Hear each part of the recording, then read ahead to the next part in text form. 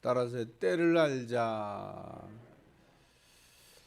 오늘 말씀에 보면 때에 관한 말씀을 하고 있는데, 때를 안다고 하는 게 굉장히 중요합니다. 때를 이렇게 놓치고 후회하는 사람들 있습니다. 때가 지나갔기 때문에. 때라고 하는 말을 우리가 다른 표현으로 하면 타이밍이라, 어떤 일을 하는데 아주 정한 시간이 있는데 그 정한 시간을 놓치면 안 된다, 그런 말씀입니다. 모든 거에는 시기가 있습니다. 저는 농사 짓는 거를 이렇게 보면서 한 번도 농사를 지어본 일이 없습니다. 농사꾼이 하는 얘기를 듣고 그렇구나, 농사를 좀 질 줄 아는 분이 어느 날 때를 놓쳤다는 겁니다. 파종을 해야 되는데 파종할 시기를 놓쳤다. 그래서 제가 좀 뭘 모르는 얘기를 했죠. 심으면 되죠. 조금 늦었다고 심으면 되지. 뭘 그렇게 생각하냐고 했더니, 이렇게 때를 늦춰서 이렇게 심으면 결실이 신통치 않다는 거예요. 모든 거에는 다 심을 때가 있는데 그 때를 딱 맞춰서 심어야, 예를 들면 배추 같은 걸 심었다 그러면 알찬 배추가 이렇게 나오지, 때를 딱 놓치고 심으면 배추에 알이 안 차요. 우리가 배추 김장하게해서 샀는데 속상해할 때가 있습니다. 가운데 뚝 잘라봤더니 아양 꽉 찬 노릇노릇한 그런 배추를 보면 기분 좋은데 이게 속이 텅 비었어요. 때를 놓치고 심었을 가능성이 많습니다. 어떤 시기를 딱 놓치면 결실의 모양은 있으나 내용이 없을 수가 있다, 그런 얘기입니다.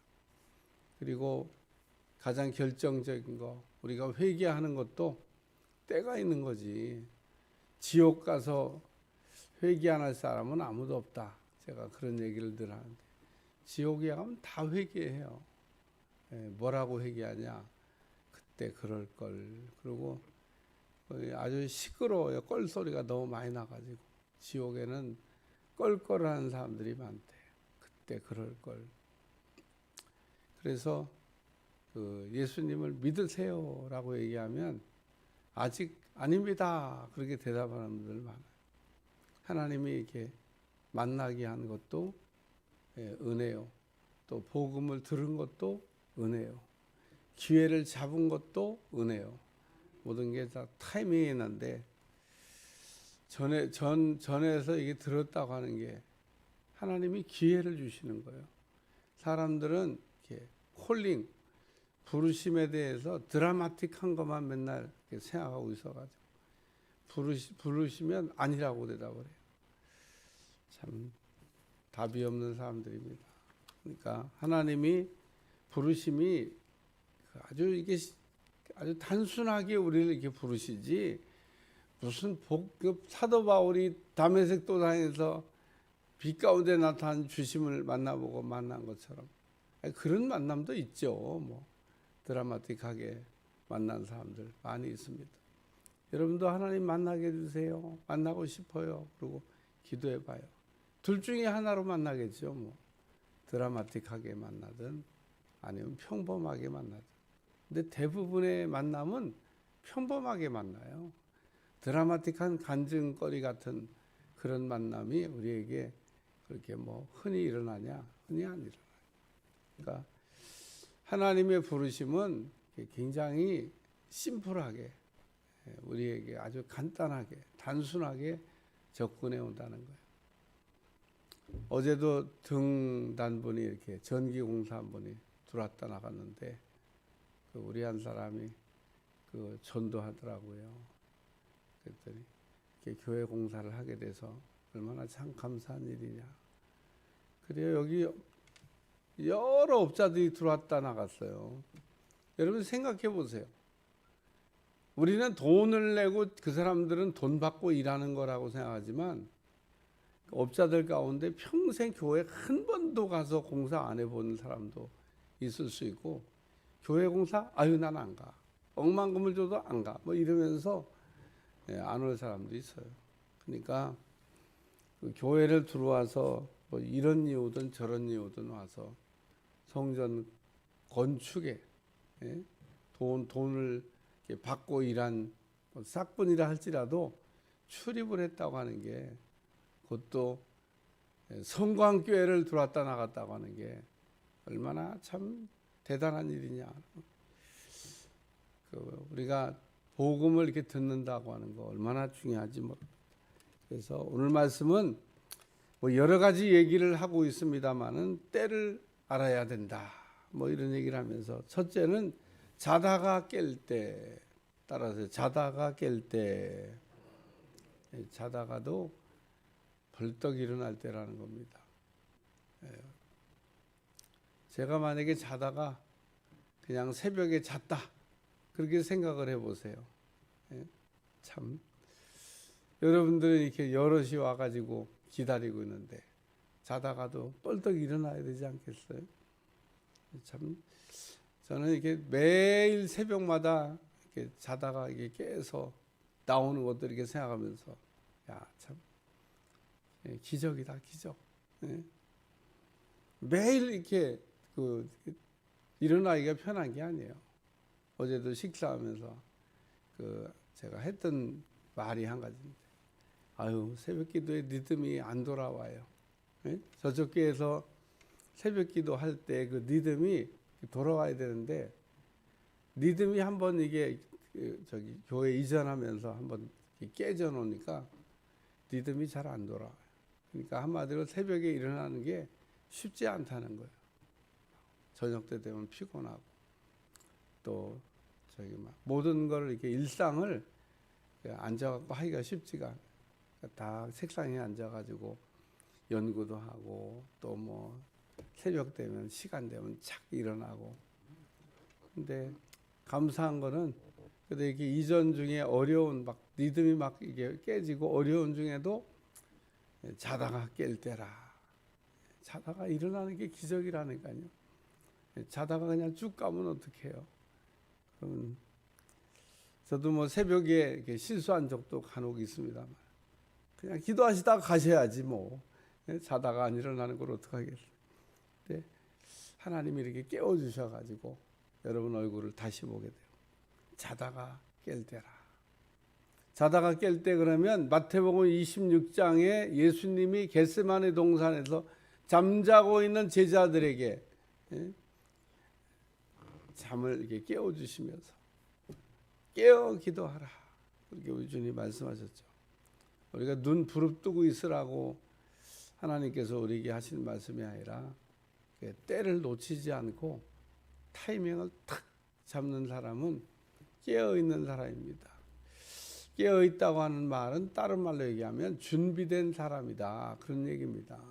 모든 것을 잘 준비되어 있는 사람 되시기를 축원합니다. 쓰임받는 사람들을 보면, 야, 어떻게 쓰임받았을까? 어떻게 저 자리에 갔을까?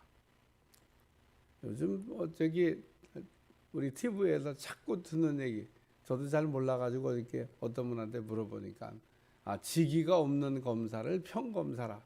뭐 맨날 평검사. 무슨 검사는 다 똑같은 검사지, 평검사는 뭐냐 궁금하더라고요. 저도 모르는 게 많아요. 평검사가 뭐냐 그랬더니, 이 검사는 직위가 있대. 차장검사, 부장검사, 무슨 뭐. 그래서 그런 분들은 직책을 갖고 있는 거예요. 근데 아무런 그런 직책을 갖고 없는, 어떻게 보면 말단 검사, 제일 밑에서 이렇게 일하고 있는 검사들을 평검사라. 그렇구나. 그런 세계에도 직책을 갖고 있지 않는 검사들을 평검사라고 하는 거구나. 우리는 평신도라 그러잖아요. 거긴 평검사라. 평자를 붙여서 제일 이렇게 아래 아무런 직책을 아직 갖고 있지 않은 사람을 평검사라. 오늘 우리가 자다가 이렇게 깨어야 될 줄로 믿습니다. 자다가 깬다는 거 잘 준비된 걸 얘기하는 겁니다.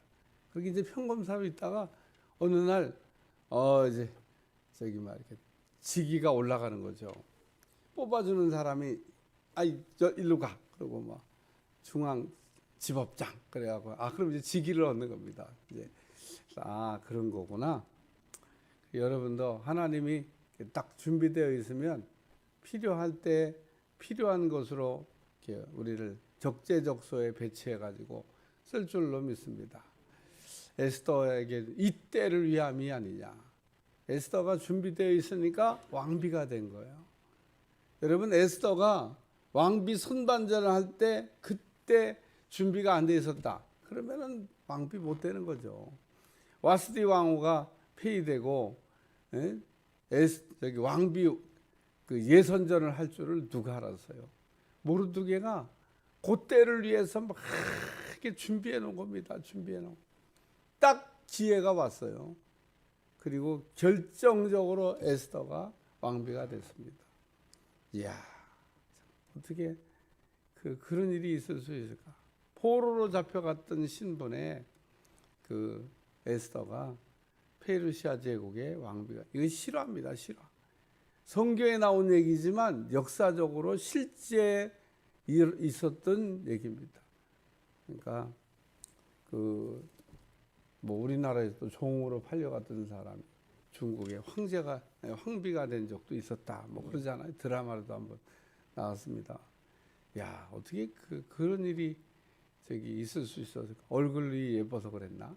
얼굴만 예쁘다고 되는 게 아니에요. 준비가 잘 되어 자다가 깰 때라. 무슨 얘기냐?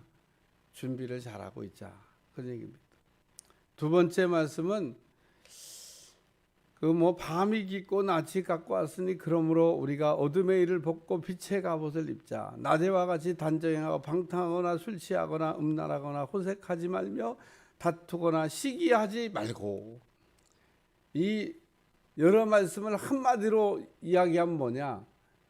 정리해라. 그런 얘기입니다. 오늘 때가 지금 어느 때인지 우리가 분별하고 정리해야 될 거를 정리해야 됩니다. 끊을 것을 끊고 버릴 것을 버리고 정리를 우리가 하는 게 중요합니다. 저는 신방을 이렇게 하면서 깨끗한 집을 이렇게 본 적이 있습니다. 근데요, 어쩌다 깨끗한 건가? 그래가지고 또 갔는데 또 깨끗해요. 집이 참 큰 집인데 얼마나 깨끗한지 하도 궁금해서, 나는 궁금하면 물어보는 은사가 있어가지고 어떻게 이렇게 집이 깨끗하냐 물어봤지. 다 갖다 버리는 거래. 다 갖다 버리면 된대. 우리는 왜 지저분한지 아세요? 안 갖다 버려서. 예? 그냥 이것도 보니까 쓸모가 있어. 저것도 보니까 참. 그러니까 꼭 필요한 거는 창고를 얻어서라도 보관할 수밖에 없고 보관해야 되고 또 둬야 되지만, 그런 게 아닌 버려도 되는 그런 물건들이 이렇게 많이 있는데 버린다는 거지. 그냥 싹 다 그냥 집이 정말 깨끗해서, 깨끗한 집 가봤어요? 기분 되게 좋습니다. 이야, 진짜 매일 어떻게 이렇게 그림같이 이렇게 해놓고 살 수 있냐. 정리. 우리가 사는 거는 삶의 스타일이 여러 가지 있으니까 다양하게 살 수 있겠습니다만은, 오늘 본문에 얘기하고 있는 거는 우리가 신앙생활할 때 정리해야 될 거를 얘기하는 겁니다. 육신적인 우리가 삶을 살 때도 정리하면 깨끗하고 보기 좋듯이, 오늘 밤이 있고 낯이 가까웠으니 그러므로 우리가 어둠의 일을 벗고 빛의 갑옷을 입자. 때가 임박했다. 때가 임박하고 있다. 그런 얘기입니다. 우리는 늘 신앙생활하면서 머릿속에다가 잊어버리지 말고 해야 될 게 뭐냐면, 예수님이 오실 때가 임박했다. 무화과 나무 잎이 무성했는데 열매를 갖고 있지 못했습니다. 예수님이 이른 새벽에 왜 하필이면 그 무화과 나무에게 다가가셔서 열매를 찾으셨을까? 때도 안 됐는데. 무화과는 때가 안 돼도 먹을 수가 있습니다. 그래서 우리 주님이 찾으신 거예요. 익으면야 좋겠죠. 근데 무화과의 특징은 안 익어도 먹을 수가 있고, 무화과는 잎이 날 때부터 열매가 같이 나는 그런 특성을 갖고 있는 특이한 나무입니다. 그러니까 잎이 무성하다는 얘기는 반드시 열매가 익진 않았어도 열매를 갖고 있어야 되는데 열매가 없었다. 꼭 기억하시기 바랍니다. 무화과는 잎이 나면서 열매가 같이, 저도 몰랐는데 제주도에 그 성지 식물들만 심어놓은 식물원이 있는데 거기 갔더니 원장이 그렇게 그 식물원을 소개하면서 가르쳐줘서 전달받은 얘기니까 거의 확실한 얘기일 겁니다. 하도 요즘은 오보가 많지만 제가 그 이스라엘 그 나무들을 쫙 심어놓은 식물원이 제주도에 한 곳에 모아놔갖고 그 보기 좋더라고. 꼭 한번 제주도 가면 여행도 해야 되지만 그 이스라엘 그 성지 식물들 어는 거는 이렇게 식물원 안에다 넣어놨고 밖에 둬도 괜찮은 거는 밖에다가 무화과 나무를 소개하면서 그렇게 얘기하더라고요. 그러니까 잎이 무성하다, 열매가 있어야 되는데 열매를 갖고 있지 않아서. 그러니까 오늘 우리가 열매가 익으면 좋지만 익지 않아도 우리 주님이 찾으실 때는 열매가 있어야 된다는 겁니다. 오늘도 좋은 열매를 많이 맺는 여러분들이 꼭 되시기를 주님 축원합니다. 세 번째 말씀은 그 영의 일을 하라라는 말씀입니다. 오직 주 예수 그리스도로 옷 입고 정욕을 위하여 육신의 일을 도모하지 말라. 그래서 육신의 생각은 육신의 일을, 영의 생각은 영의 일을 한다. 로마서 8장 6절에 나오는 말씀입니다. 오늘 그리스도로 옷 입고 우리가 영적인 일을 해야 된다는 겁니다. 썩을 것을 위해서만 우리가 일하지 말고 주님을 위해서 한 일만 남습니다. 헌신을 했든 또 무엇을 이렇게 하나님 앞에 드렸든 혹은 봉사를 했든 우리가 나중에 천국 가면 다 주님을 위해서 일한 것만 계산됩니다. 내가 참 먹고 사는 것을 위해서는 밤잠을 안 자고 밤낮 없이 일을 하면서 주님을 위해서 우리가 시간 내는 것을 인색하면 안 돼요. 어차피 우리에게 주어진 시간은 다 동일한 시간인데 주님을 위해서 일한 것만 남는다. 꼭 기억하시고 하루에 잠깐씩이라도 주님을 위해서 일하는 여러분들이 되시기를 주여 축원합니다.